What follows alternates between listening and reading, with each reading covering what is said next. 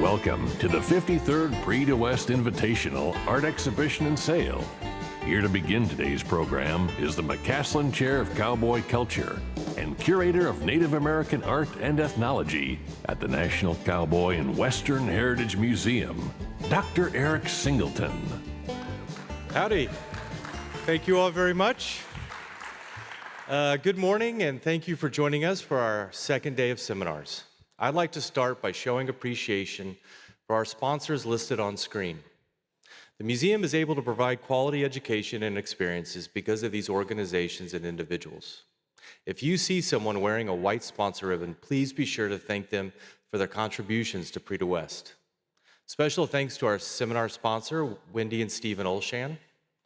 This afternoon, we invite you all to join artists Abigail Gutting and Daniel F. Gerhartz for their live demonstrations in the boardroom and classroom beginning at 1 o'clock. We also invite you to visit the trunk shows at our Persimmon Hill store located near the front entry. There you will find this year's commemorative Prix de West Bolo and catalog, great mementos to bring home from the special weekend. The store will remain open until 7 o'clock this evening.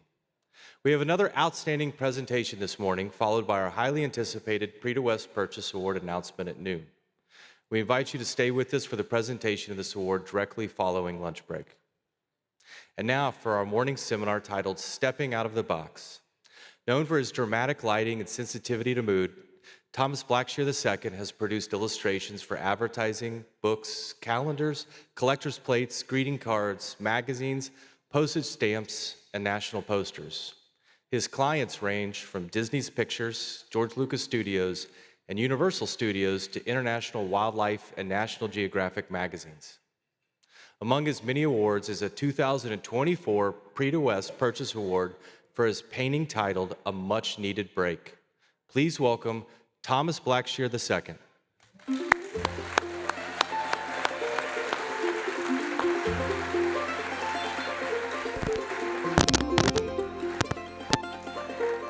Thank you. Of course, this is a thrill to be here, and I just want to thank the Prix de West and the staff for giving me this opportunity to talk about my journey as an artist. I wanted to also say, for a few of you who have heard me speak before, if you hear the same thing over, forgive me, but I just want to hit some points about my career. I did an outline here, so I'm going to have to refer to things because I want to make sure I bring up certain points and stuff. But anyway, let's get into it. I started out, I was an Air Force brat. My father was a pilot in the Air Force, and we traveled around here and there. I was born in Waco, Texas. I have never been there other than being born there. And from there, we moved to Plattsburgh, New York, and it was around that time that my mom told me that when I was around 4 years old, she knew I was different when it came to art because she said I did a painting of a drawing of a cow, and it looked like a cow. And so from that point on, that's all I ever did. I always wanted to be an artist. I usually tell people who have heard me speak that I always wanted to either be an artist or an ice cream man. Anyway, so I went with the latter. So, I mean, no, I didn't go with the latter. Oh, okay, this is going to be a fun day. So, all right. Let's get to it. All right. When I was going to art school, I was known as the artist of the school in elementary school. All the schools I would go to, I was always the artist of the school and stuff. And so I knew that I was going to be an artist, and I was excited about art and everything. And it wasn't until I think I was in my senior year I learned the best lesson I could have ever learned for the rest of my life. And you know, when you're young and dumb and you think you want to be the best artist ever and all that crazy stuff, You think, yeah, this is what I'm going to do, and I'm going to do this and that. And when I was a senior, I heard that there was a new guy in town, and he was better than I was. And, that kind of, oh, really? Well, I got to see this guy. And I kept saying, how will I know it's him? They say, you'll know. He has a blue jean jacket on, and he did a painting on the back of his jacket. I said, okay, I got to find this guy. Who is this guy, And I think about a month later, I was going to class, trying to get to class. I saw through a crowd, I saw this guy wearing this blue jean jacket, and it had this painting of a woman on the back of it. And man, my mouth hit the floor. This dude was so good. I had never met a person who was that good. To this day, I never met a person that good. His name was Kurt Thompson, and he was a junior, so he was younger than me and better than me. And so I had to come to terms with, what do I do now that I always thought I was the best in the school, and then I meet somebody so good that I couldn't even kiss his feet, So I had to make a choice. I could either be jealous of him, or maybe I could become friends with him and learn as much as I could from him. So that's what I decided to do. And the biggest lesson I learned from that point was, I will never be the best, never, but I could be the best I could be. And I've used that throughout my career. So, yeah.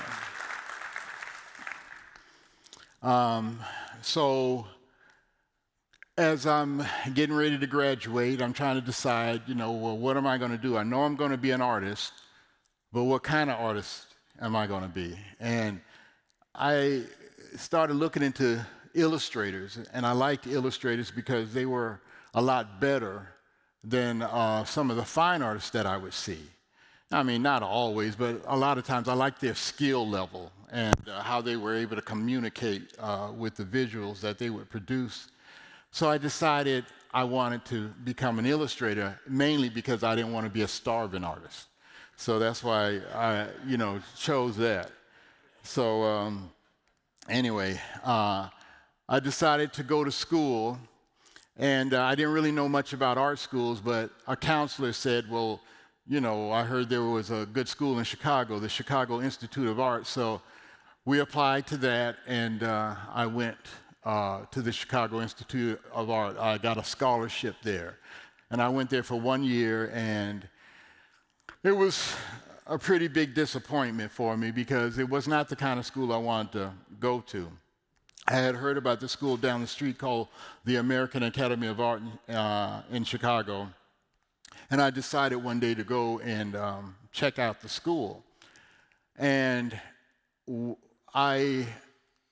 when I went there, I was so impressed with the school because their first-year students' work was better than the graduate students' work at the Chicago Institute of Art.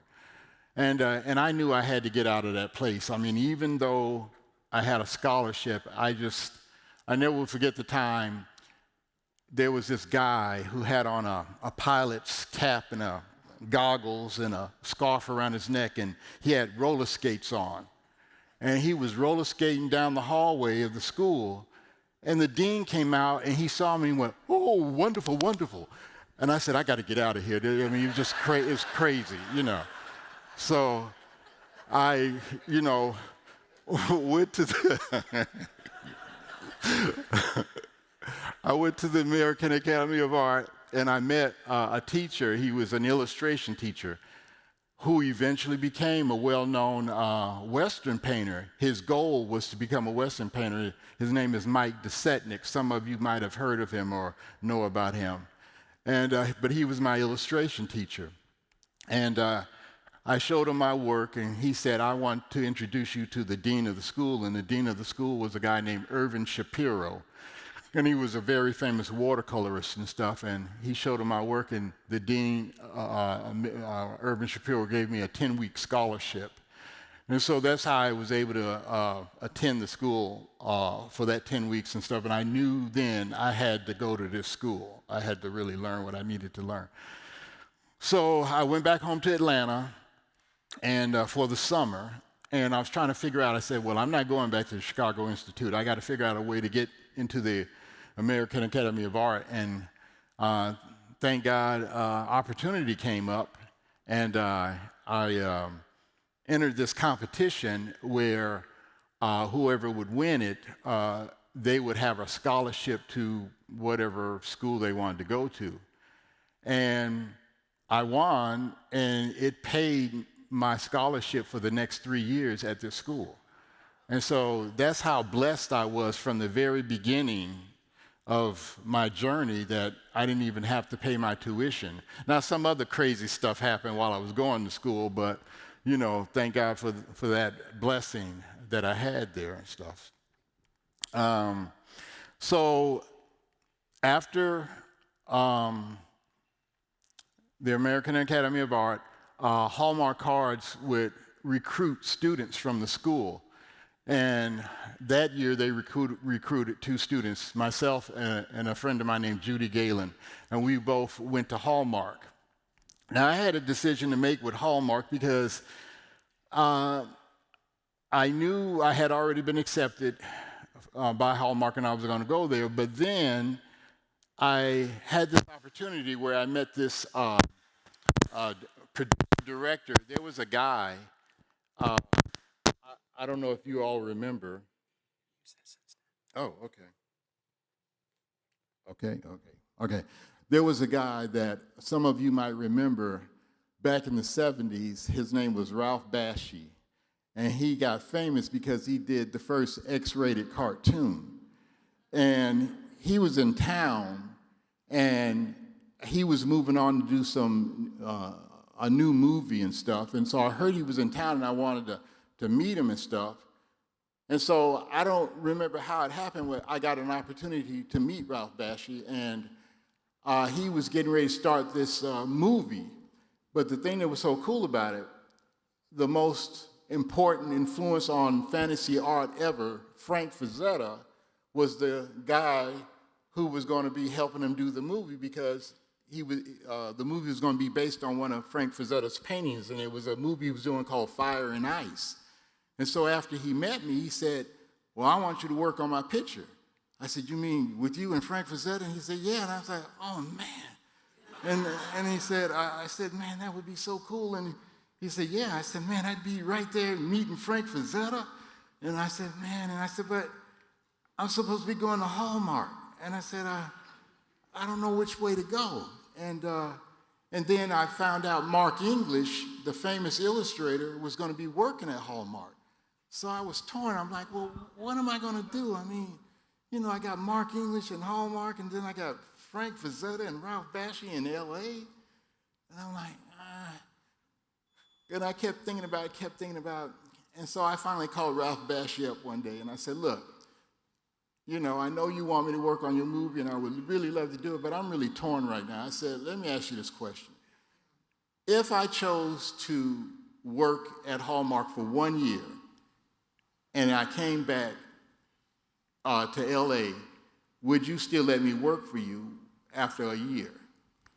And he said, if that's what you want to do, I'd still let you work for me. I said, okay, I'm going to Hallmark. And so that's how I made my decision. So I go to Hallmark Cards, and I was really excited because Mark English was teaching a class at Hallmark for the employees there. And I couldn't wait to get in his class because I always had this feeling if I ever found out his technique, I knew I could duplicate it. I knew I could. I just did. And so I really wanted to be in that class, but the class was filled up for about 3 months. So it took quite a while before I, could even get into his class. And all that time I was sitting there saying to myself, did I make the right choice, coming here? And I finally got into the class, and I was so excited. And I asked Mark, I said, are you going to do a demonstration? And he says, nah, I don't think I'm going to do a demonstration. And I was like, I'm not going to do a demonstration. I said, well, you're not going to do one? He said, nah. And then he looked at everybody in the class. He said, you all don't want to see a demonstration, do you? And nobody said anything. And I was like, don't you want to see a demonstration? And they went, oh, yeah. And then he said, and then they said, I said, come on, you want to see a demonstration? And they said, yeah. And he said, okay, I'll do a demonstration. And I said, okay. So he finally did the demonstration. And I knew when I saw that demonstration, I made the right choice. And so I was so excited. And so I went home and tried to do something. I messed up. And I brought the piece to him and I said, I tried to do this, it didn't work. What did I do wrong? He told me what I did wrong. I redid the thing. And a week later, I finished the thing. I brought it to class. And we had a month in the class to finish the assignment. And I had already done mine, and I was just so excited because I learned his technique. The secret, I got the secret. And so, I was in class with my illustration, and he, I raised my hand, and I said, I finished my illustration. Would you like to see it? And he said, you're already done? He said, yeah. I said, yeah. He said, okay. So I brought my illustration up and went back to my seat, and he looked at it. And then he looked at me and said, what did you say your name was again? And I said, Thomas Blackshear. And he said, okay. He looked at it and he said, very nice, very nice. And I said, he just kept looking at everybody. I said, well, can we see it? And so he said, yeah. And then he looked at it again, and then he passed it around, let everybody see it. And then they, when it got to the last person, he said, let me see it again. And then they gave it back to him, and he just looked at it again. He looked at me and said, very nice, very nice. 2 weeks later, he asked me to become his apprentice. And I was on cloud nine, man. Come on, Mark English, one of America's greatest illustrators, and he wanted me to be his apprentice.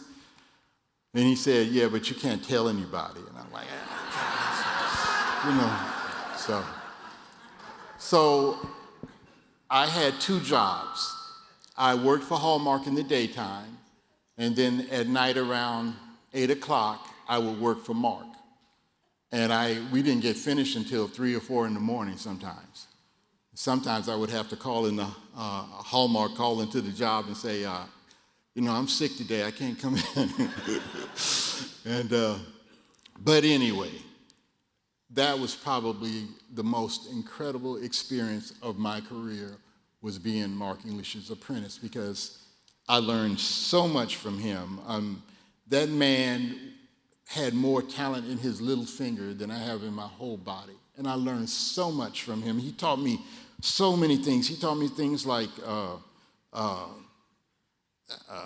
how to be an innovator. He taught me how to learn what you're worth as an artist, how to change the style and evolve your art style. He taught me the emotional impact of your art.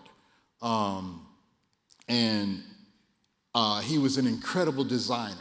And up to that point, I hadn't really done a lot of design. Even though I was in art school, I didn't take the design class, and I really regretted that.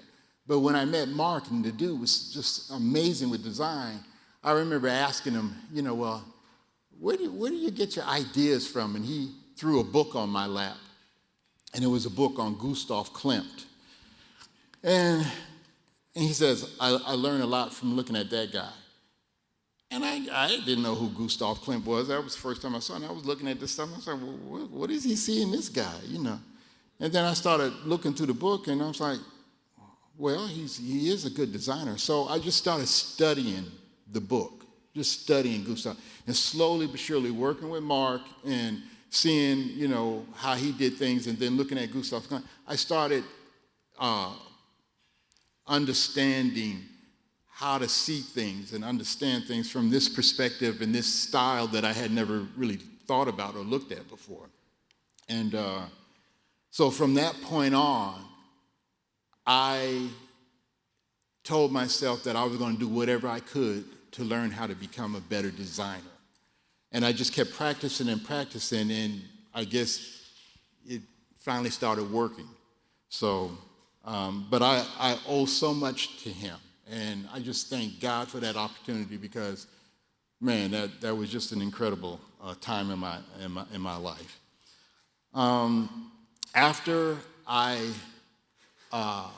was with Mark for a while, I think off and on, I was his apprentice for about a 5-year period, off and on and stuff. But eventually, what I did was I was only at Hallmark for 1 year. I actually left Hallmark the day I started a year later. And when I finally did leave, I went back home to Atlanta, and I decided that I was going to move out to California. And but before I did that, let's see. I went out to California because, see, I always wanted to be a special effects artist. And so I moved out to California my first time in LA, and it was a really bad time. I mean, couldn't really get a lot of work. I was in a situation where I was supposed to be a roommate with somebody, and me and this guy had a job, and then we had another friend who was looking for a job, and we were kind of carrying him until he could find a job, and we were all out there trying to work. One of my friends worked for Disney, and we wanted to work for Disney, but we didn't have an interview with them or anything like that. So it was just a hard time.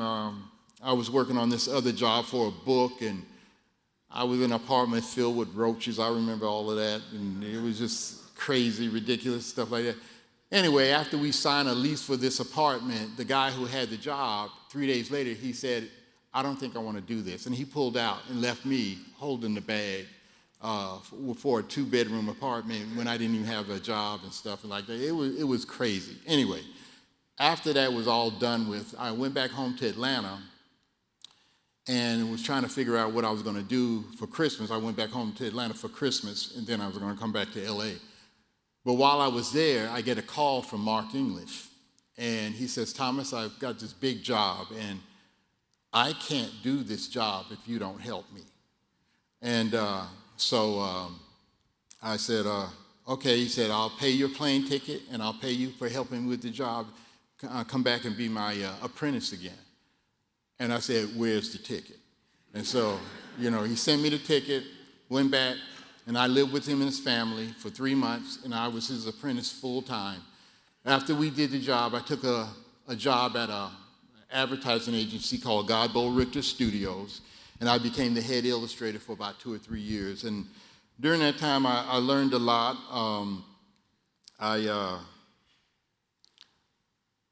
I started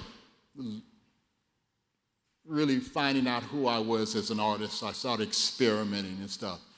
As an illustrator, I never thought I was going to get known off of my style because I didn't think my style was good enough. So what I did was I learned from other famous illustrators, and I learned their techniques. And so as the years went by, I would name an illustrator and pick their technique, and I could duplicate or do something that looked pretty much like their technique and stuff like that.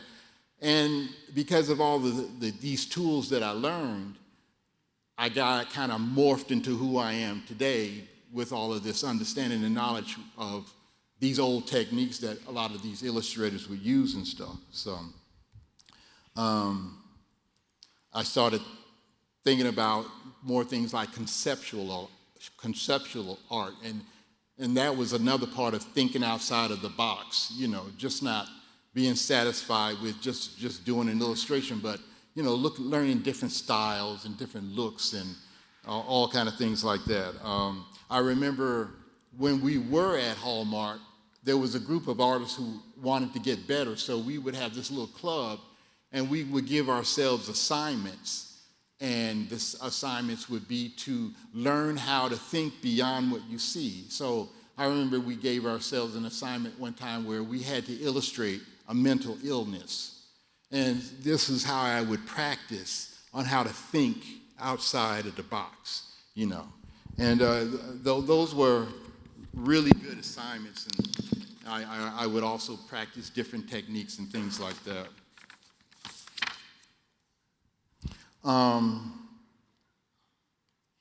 In 1982, I became a freelance illustrator, and I was a freelance illustrator for 14 years. I guess you all want to see some artwork, don't you? Yeah, I guess I got to talking and forgot what I was supposed to be doing here. Okay. So, oh, yeah.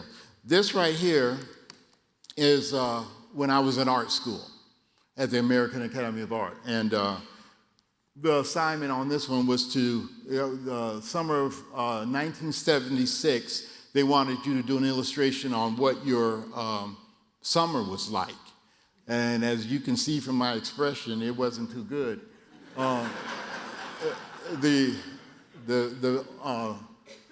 The best thing about the summer was working at an advertising agency called Graphics Group. It was my first time working as a professional illustrator.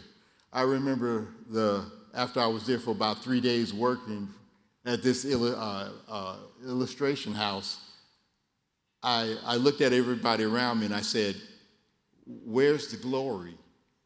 And the guy looked at me and said, "This is it, kid." So, you know, young and dumb. Anyway, so.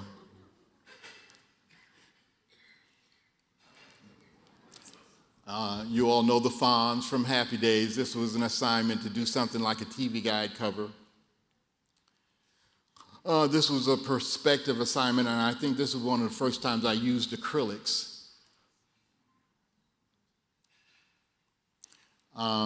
I used to love Ray Harryhausen. Like I said, I wanted to get into special effects, so I did this assignment where I combined my sculpting and my illustration together. I mean, look at that. Harryhausen, look out. Who am I fooling? Give me a break. So I just tried a lot of different things in art school. Now, this was my illustration class. So that the staff would know who I was, I started doing caricatures of all the teachers, and they liked it so much that they put a little gallery up of all of my portraits up in the office of all the teachers. And this was Mike DeSetnik's class. That's him right there grinning. And so you could see me in the middle right there with that gargoyle wrapped around my leg. And so these were all my fellow students in the class, and this was the first illustration I ever did that got printed, and I was able to sell it to the students in the class, and you know, so everybody was really excited about it and stuff. And that one guy up there with the balloon head, his name was Frank Lokensall, and he wanted to be in the illustration, and I didn't know where to put him, so I just stuck him, you know, as a balloon head. So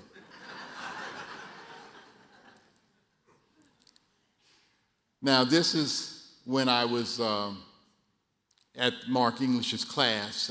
This was at the end of the class. I had done 2 illustrations, and he would take a portrait with all of the students. And so this is a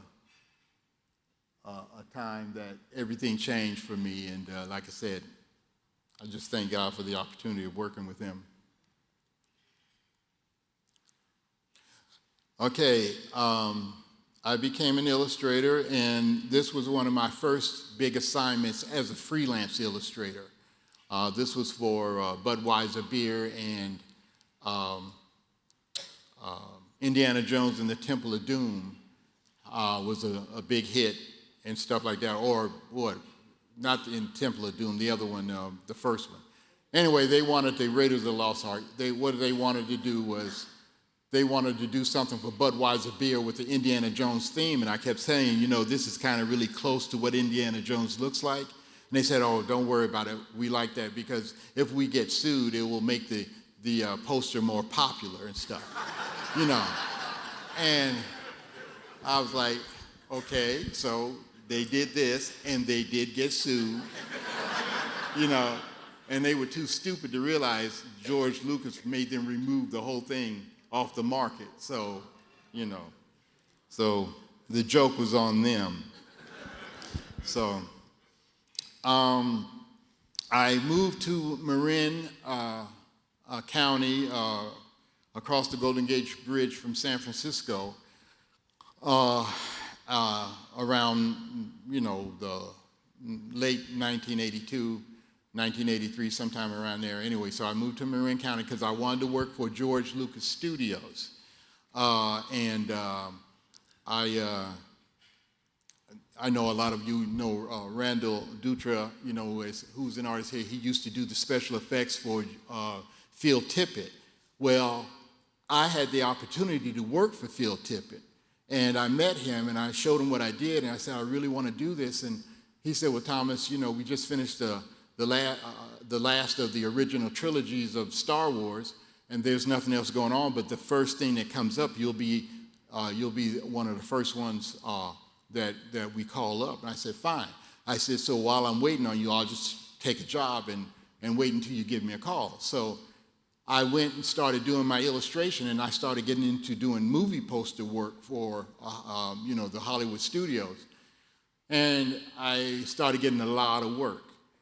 And of course, I think 3-4 months later, Phil Tippett calls me up and says, okay, Thomas, we're ready, you know, come on in. And I couldn't do it because I was so bogged down with the work that I had accepted.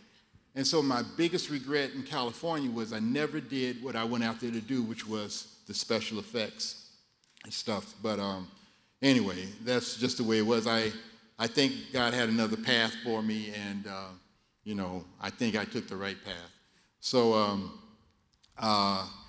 also while I was in San Francisco, I started teaching at the Academy of Art in San Francisco. And I met this one student, and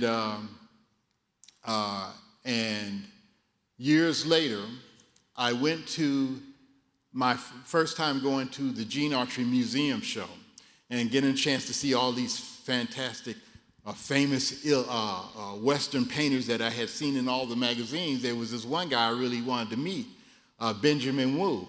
I really loved his work. And I see him over there talking to a lady, and, you know, she's talking his ear off, and I'm sitting there waiting, you know, because I want to say hi and let him know how much I love his work. And so she finally leaves, and so I'm walking towards him, and he turns around, and he looks at me, and he runs up to me, and he grabs me, and I'm sitting there like this, and he's hugging me, and I'm like, what's this guy doing, you know? And he looks up at me, and he says, Thomas, it's Benjamin Wu. I used to be your student. And I was like, what? Well, I mean, you're my, and then I realized, I looked at him, and I could see him as a little skinny kid, you know, and I was like, man, I said, Benjamin, you were my student? I said, I came to say hello to you. I mean, I've been admiring your work for so long, you know. So that was a big thrill, you know, to see Benjamin again after all those years. And then another person that I met was, who became a student of mine, but I was really intimidated. Huyan was a student of mine. And he came, and, you know, and I was supposed to teach him illustration. And I felt so inadequate because this dude was a professional painter. And here I am teaching him illustration, and I'm saying to myself, man, why am I teaching this guy? He should be teaching me something, you know.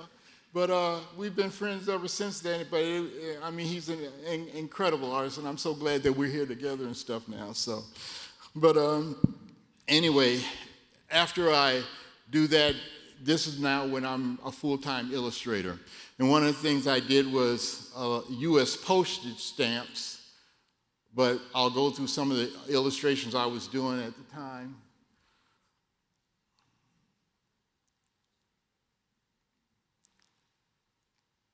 This was for National Geographic magazine. And this just shows you from start to finish my process here.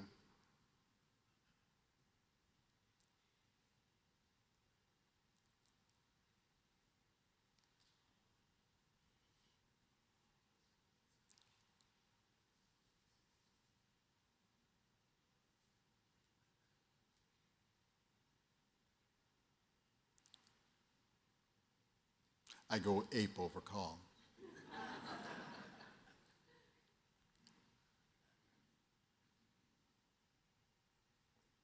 This was a piece I really liked, and I tried to get the original painting back, and they told me they lost the painting.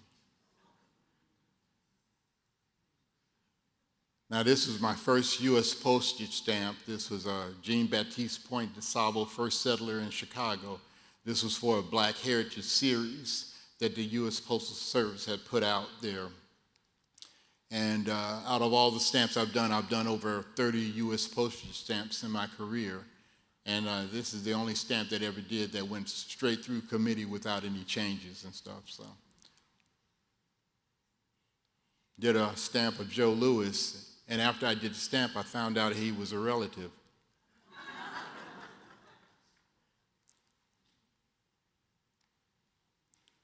Some of you might have seen these stamps, and I did these years ago.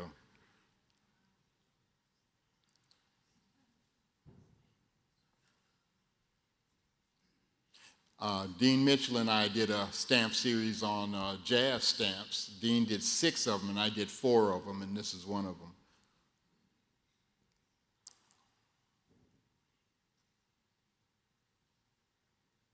By the way, while I was at Hallmark, I met Ezra Tucker and Dean Mitchell, and I remember meeting Dean Mitchell. Everybody knew, he was going to be something, You just knew he wasn't going to be lasting at Hallmark too long. You had to get out of that place. So.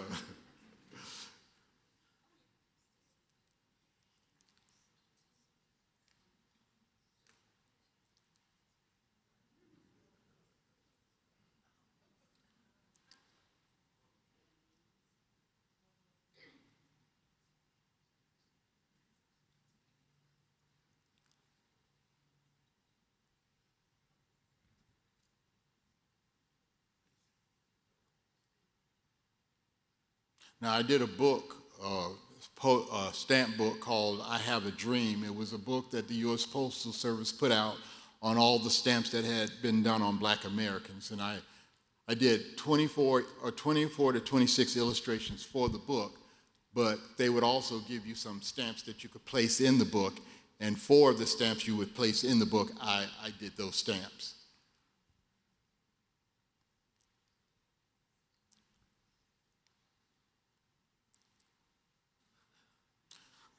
Okay, so let's see. These are when I started doing some of the collectible art. I became a collectible artist, and I'll get into that in a few minutes. I did the first Star Wars collector's plates. I did Star Trek Next Generation, and the Wizard of Oz plate series, and I became known as a plate artist. This is a calendar I had done for Smirnoff's Vodka and on jazz musicians here. I think this was the first time I ever used gold leaf in a painting.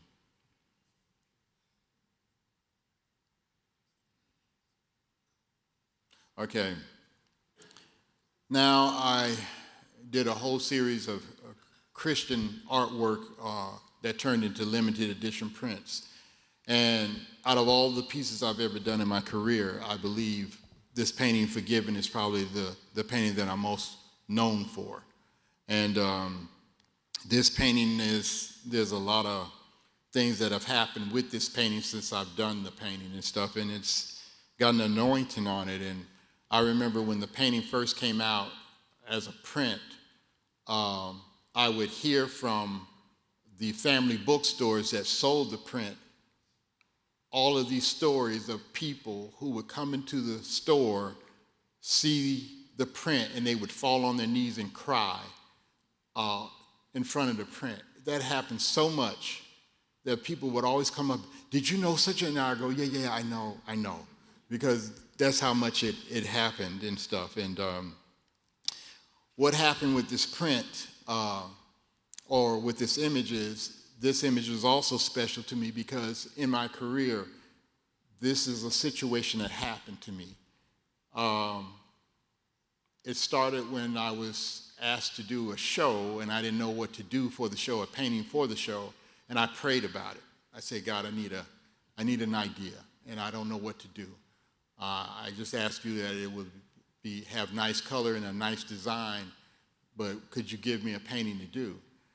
And I don't remember how long it was. It might have been, I don't know, a couple of weeks.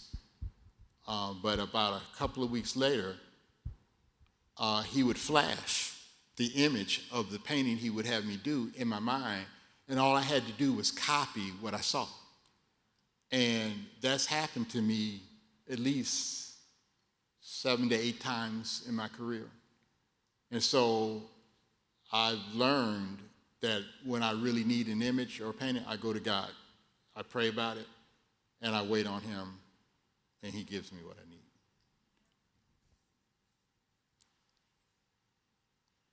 This is a piece called Watchers in the Night.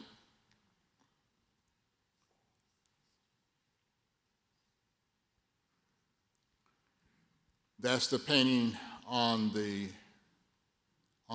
right is a painting called Night in Day. And it was the first painting that I prayed for that show. And that's the first time he showed me, and all I had to do was copy what I saw. And then the one next to it is called Coat of Many Colors, Lord of All. This one is called The Watcher.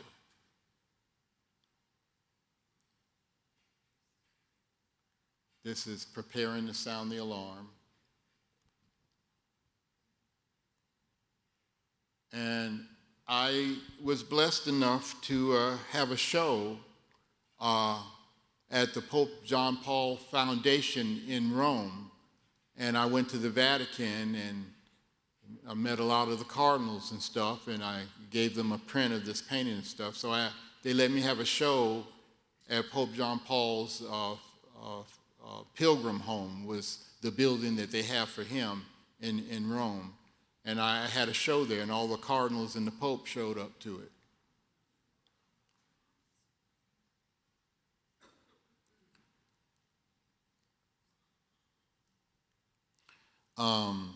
Now, there's another thing with a story I tell some people about Mother Teresa.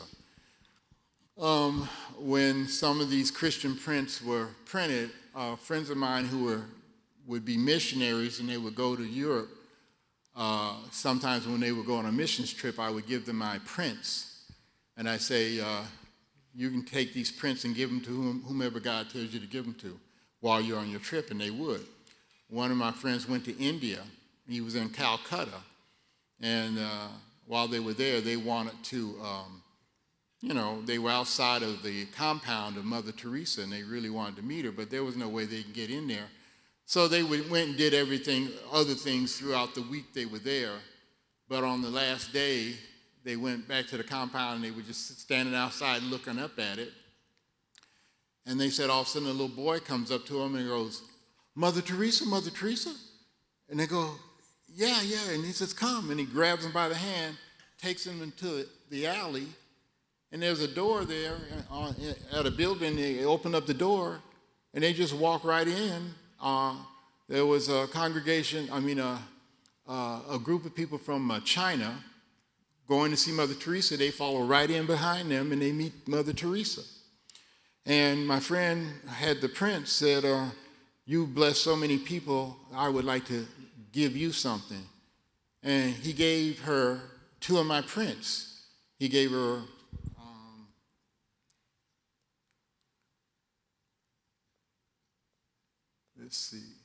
he gave her Coat of Many Colors, Lord of All, and he gave her a print of Forgiven. And she was so grateful. She said, would you mind if I put this in the home of the dying?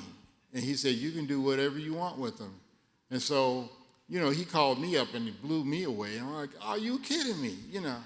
And he said, yeah. And so, anyway, I was so excited that, man, Mother Teresa's got a print of mine, So he came back, and a year later, one of the people who was with him went back to Calcutta. And while he was in the airport, a nun came up to him and said, "You were here a year ago." And he said, "Yeah, how did you know?" She said, "Because you went and gave a print to Mother Teresa." She said, "I know because I was the one who was helping her with her wheelchair." And by that time, Mother Teresa had passed. And she said, "Would you like to go and see the different ministries we have while you're here?" And he said, "Yes." And while he was going on the tour, he was hoping to see where they put the prints. But afterwards, he didn't see them. And he said to her, "You know, I was hoping I was going to see where Mother Teresa put the prints, because she said, you know, do you mind if I put them in the home of the dying?" And the nun said, "No, you misunderstood. She said, do you mind if I put them in the home of one who is dying?" And she was talking about herself. And they took him to her room, which they turned into a shrine. And on one wall was one print, and on the other wall was the other print. So praise be to God on that, man. That blew my mind. So.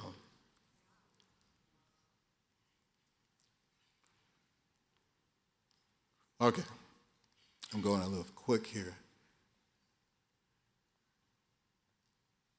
Okay, this is when I was at the Greenwich workshop. This is a painting I did called Intimacy. And everything about a painting points to what true intimacy really is. I did it in a Gustav Klimt style. I used gold leaf, and she's wearing the white mask, which represents just a plain mask that we all wear, and you see behind her are different masks that people wear in the world.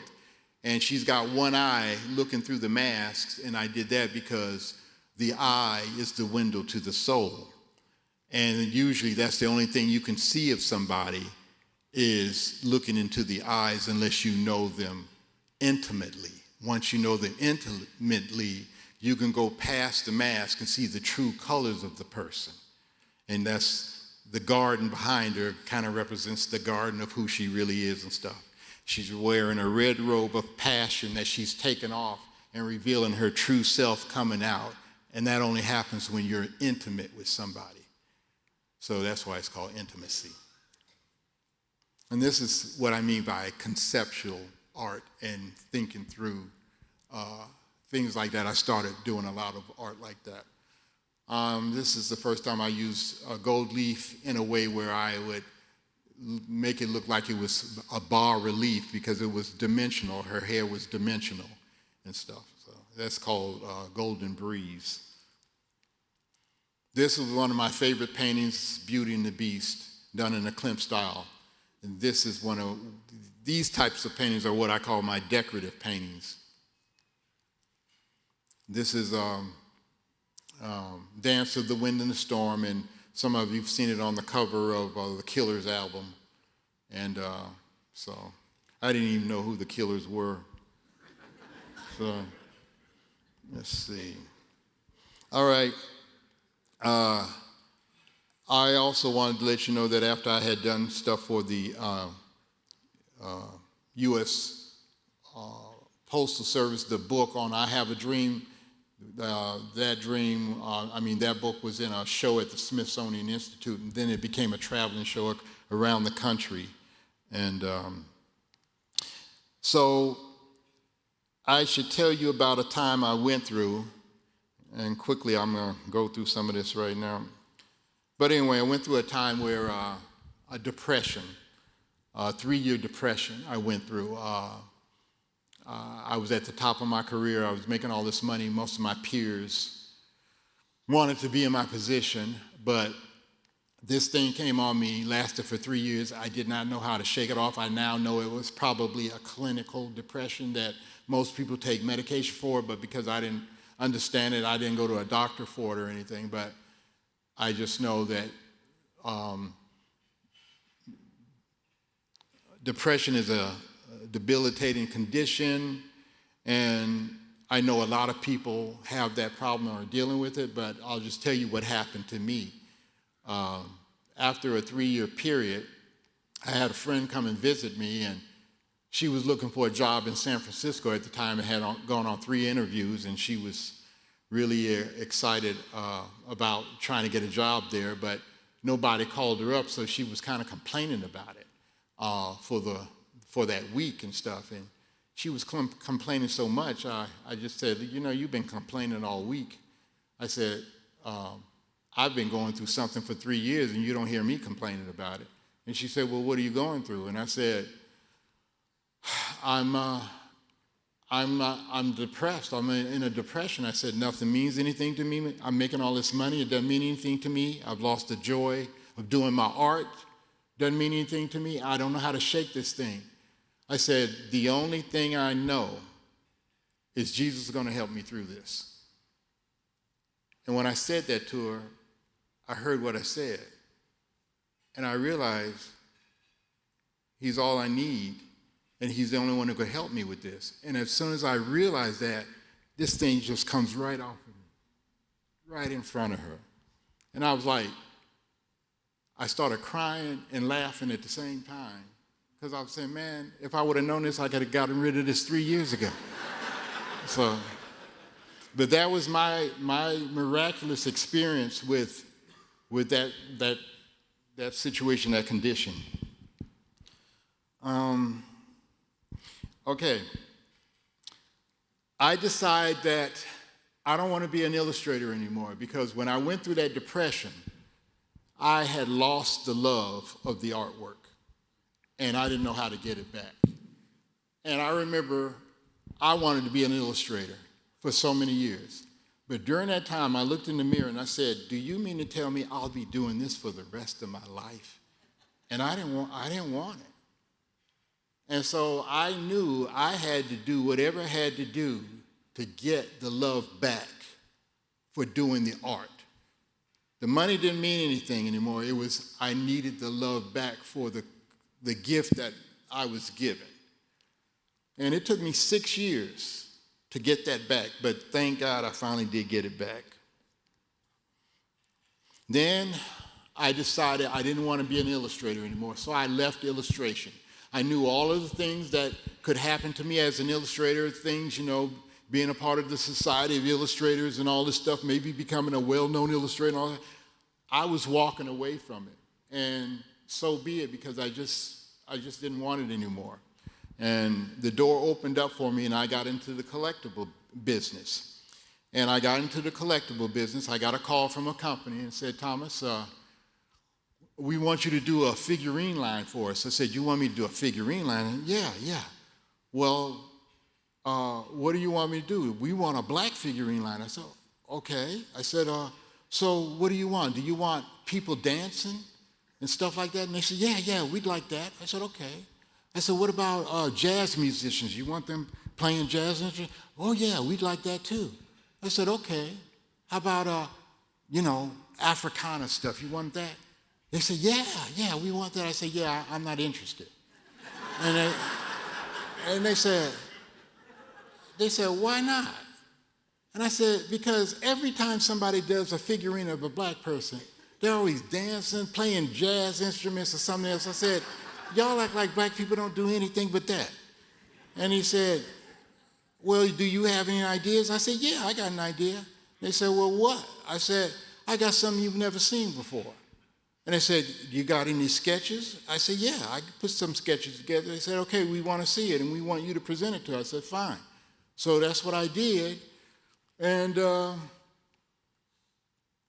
that became Ebony Visions, which was the #1 selling black figurine line in the nation for 22 years. And it changed my life. Doing Ebony Visions was the most successful thing I have ever done in my career and stuff. But not only did it change my life, it even changed the collectible industry. Because before that line came out, the consensus in the collectible industry was that black people didn't buy collectibles. And when I heard that, I said, man, that's the dumbest thing I ever heard. They don't buy them because you don't do anything they want, So I came up with this idea of kind of like an island. At the time, James Gurney had created Dinotopia. And I just loved the concept he came up with having this island with these dinosaurs where humans and dinosaurs live together and work together and stuff like that. And I said, well, you know what? I could take an idea like that and have an island with these people who were philosophers and scientists and teachers and artists and doctors and stuff, and they would wear clothes from all different kind of cultures and stuff, and the only thing is they would just be black. And I said, and that's how I came up with Ebony Visions. But what the real truth was I came up with Ebony Visions growing up in America and growing up with, Leave It to Beaver and, the Monsters and, superheroes and, literature and music and stuff, just like all of us did. And the only thing is I put a black face to it. And it became a #1 hit. And unfortunately,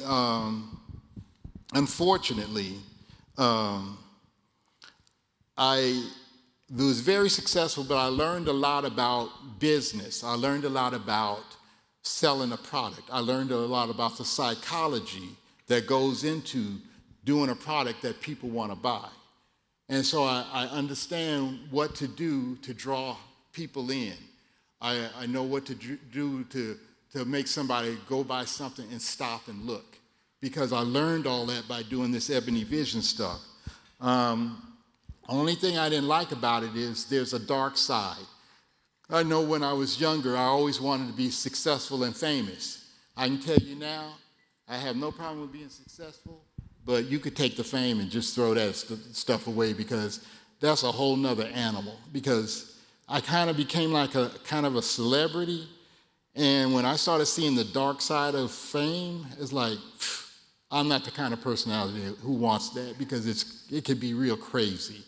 And I mean, it's a weird thing, because when you get to a point where people love your stuff and worship the things you do and they want to be a part of it, it's almost like when they own your artwork, it's almost like in some ways they think they own you. And I started meeting some of these people, and it was like, no. So anyway, so I've had that experience.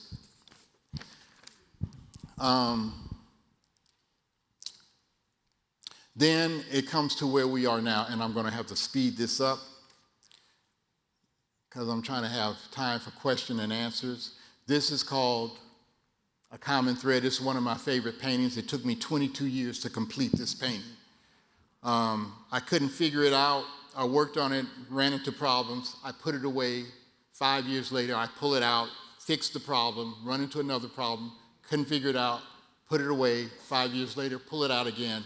And that's what happened. But I am so glad I stuck with that, because that's one of my favorite pieces. This was the logo for Ebony Visions, and this is Ebony Visions. I had a student of mine when I was teaching named Mark Newman, incredible sculptor. And while I started doing Ebony Visions in the beginning, the company said, Thomas, these things are selling so fast, well, why don't you consider just designing them and let Mark sculpt them? And I felt weird because my name was on it, and if somebody else coming, I just felt weird. But I got over that problem when I got my first royalty check.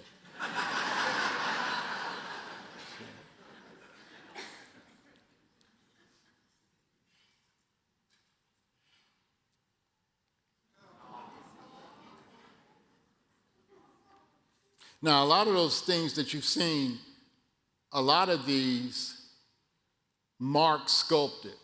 But the one of the guy praying, I sculpted his face, and there was a few that I would actually sculpt myself. And that's one of my sculptures there. And then this guy here.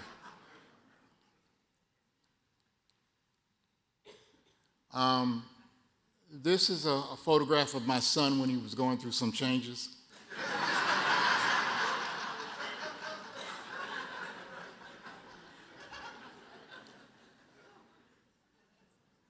This painting of Obama was a prophetic painting. This was on his second term. The two pillars represent second term, and this is before he got elected. And above him is Lincoln Memorial statue and the Martin Luther King statue. And what's so interesting about it, like I said, this was done before he got elected, and found out later that when he was sworn in that year, he was sworn in on Abraham Lincoln's Bible and Martin Luther King's Bible, and I didn't even know that was going to happen. This is a swan song. This is a painting I did for the Greenwich Workshop years ago. This is my first piece that ever was bought by a museum, the Booth Museum. Seth Hopkins bought this painting from me, one of the first pieces I had done. This is called Now What? And this is just some of the Western artwork I've done since I've been doing it over the last 9 years.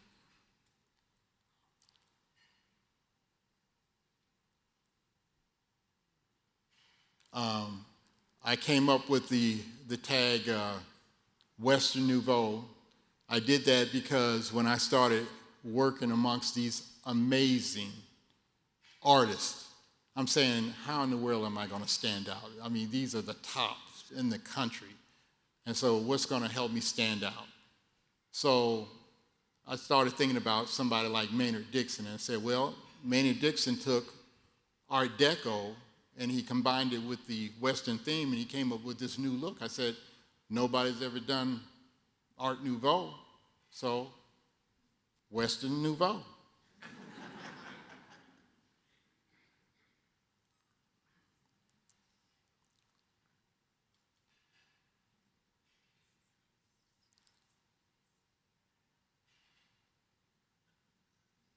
I decided also to stand out. I didn't want people to, because I do so many different styles, I didn't want people to say, you know, if I started doing something they hadn't seen before, well, that's not a Thomas Blackshear. So I decided that I was going to come out with 3 different looks, just so they will get used to the different styles that I can do. I do, you know, representational, which is a, you know, realistic look. I do stylized, and that's where you get the neon cowboy look with the long necks. Then I do decorative, and anything with gold leaf in it, that's decorative. And now I'm working on a new style called contemporary. I was supposed to stop, but I still got a few more things to say, and then hopefully we'll have a few questions and answers. So I'll rush through this really quick.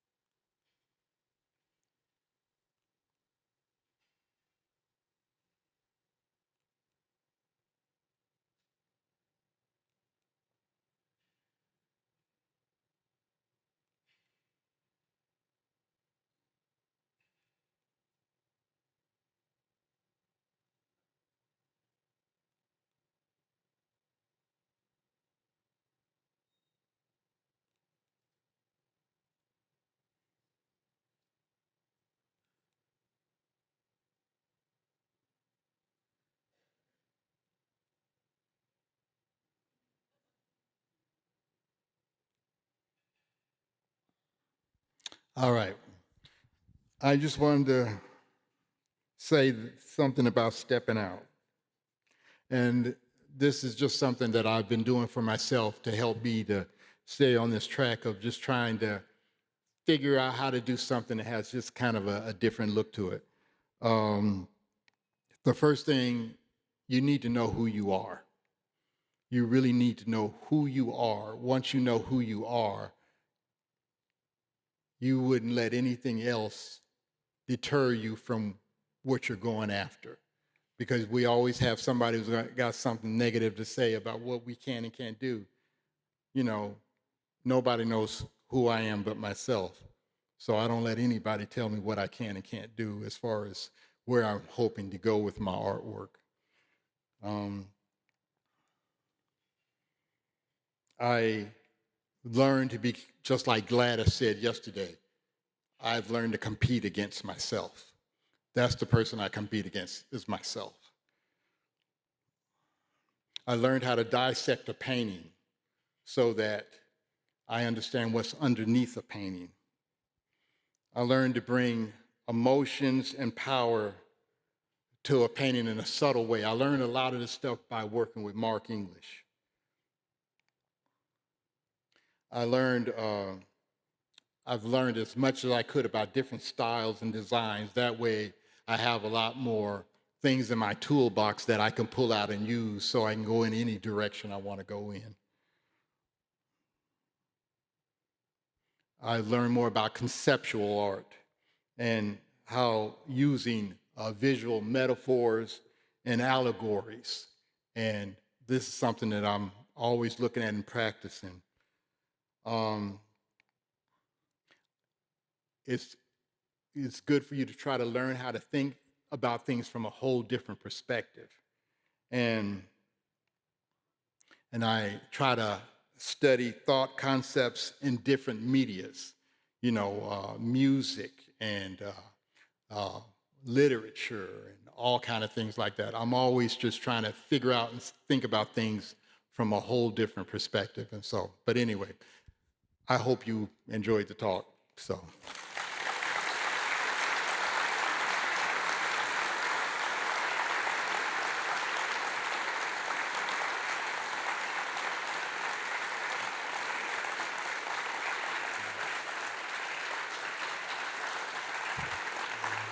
I know we don't have a lot of time left, but if there's anybody that's got one or two questions they wanted to ask you, go to one of these microphones if you thought you wanted to ask a question. So.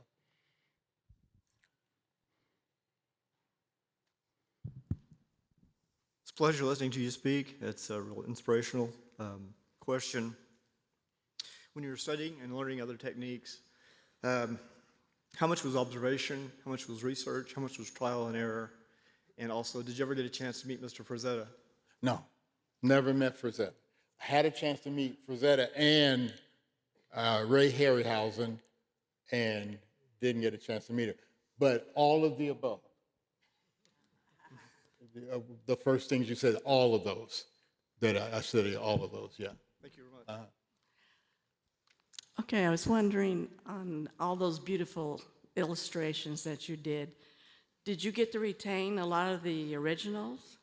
Or did, like the Obama, did he get the painting? Oh, no, I have some of the originals, yeah. So you got a lot of the originals? Yeah, as a matter of fact, when I was an illustrator, most of my illustrations, I kept those. Oh. But that all changed after my divorce, so. Oh. Anyway. Okay, so. And then one other. Yeah. I just wondered if you did a lot of the paintings from like live models. No, I don't have the time. I just get a photograph and go from there. Okay, yeah. Thank you. Yeah. Yes. First of all, I want to tell you that I met you a couple of years ago, and you and I have been in close communication. I didn't realize that your journey, I mean, we talk about a variety of things when we chat, but the journey is quite not only comprehensive, but digestive. If you really think about how the body works and how things manifest themselves, you come to a place of, the question is, what type of legacy do I want to leave? Your journey and your story is empowering, and it appears to me that when you think about, even to talk about the Depression, the question became, what did you learn from that experience that allowed you to move forward, the question I had was, you said that it took you 6 years to realize the gift of art after you had gone through the Depression.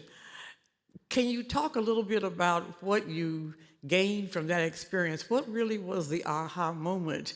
I know you mentioned your spiritual or religious connection that all of a sudden you said, if I'd only known this 3 years ago, I would have moved in another direction. But what was that process like that allowed you to really embrace your art in a way that was different than it was before? You were an illustrator, you've done collectibles, you're now here in the Western space, and I'm sure even as it relates to the expectation of people taking a lot from you in this environment. So what kind of legacy do you really want to leave? You are still a young man. I would say maybe 20 to 30 more years you have in telling that story. But at the end of the day, when we leave here, having heard your story, what do you want us to take from it in terms of how we see you as an artist, how you see you as a person, but most importantly for me, how I see you as a spiritual being? Well, of course, that's a really good question, Ayana. My goodness. You know, I get to be a little bit exhaustive, so you can pull out of that question whatever you like. I guess going through that experience and realizing that I lost the love for art, the most important thing for me was to get it back. Now the question, how do you get it back? It was a process. It took 6 years. It was a slow process, but I had to go back to all of the things that I remembered as a kid that brought me joy with the artwork and, relive that joy and stuff. I remember when I went through the Depression and I knew I was losing the love. I remember going to LA and there were some famous artists there who were very, very successful, and we were sitting around talking one time, and I told them what I was going through, and I said, I have to get the love back for the art. Even if it means I have to stop what I'm doing, I got to get it back. And then this one guy who was really successful, he said, Thomas, I hear what you're saying, and I get it, and I understand it, but I can't do that because I love the money too much. And I walked away feeling so bad for him, because one day that money's going to be gone. But the love of the art is what got me where I am today. So why in the world would I abandon that just for a lot of money? Because when it really comes down to it, whether I made money at this or not, I would still be an artist, because that's who God made me to be. My legacy would be people hopefully would remember that I did artwork to show anything's possible if you can just use the gift God gave you and trust in Him to help you along the way. That would be my legacy. So.